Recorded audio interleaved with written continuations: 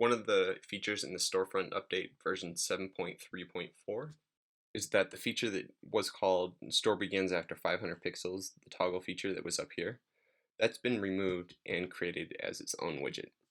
And so this video is just to show an example of how this widget works.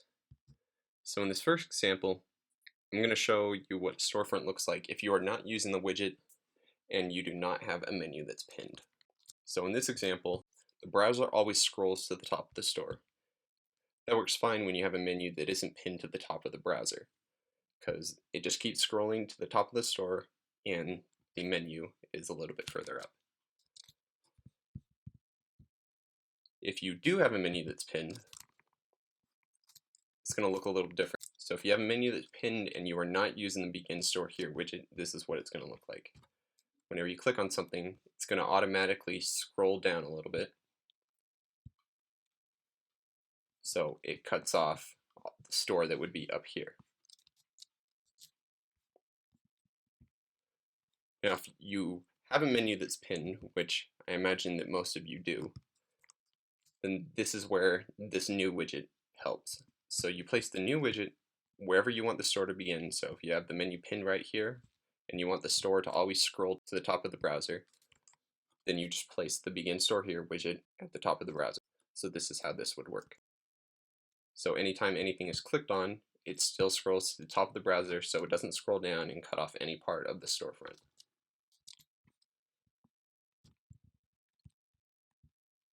Now for these next two examples, these are examples showing you what it looks like if you have a storefront that's located further down the page.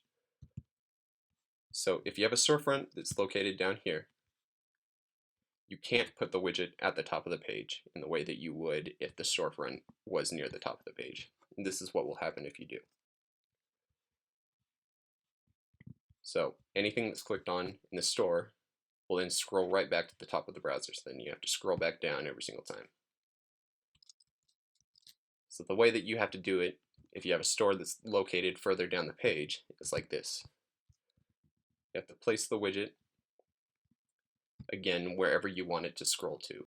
For this example, I know that my menu is 150 pixels tall, so I just subtracted 150 from 1000 and put the Begin Store widget here.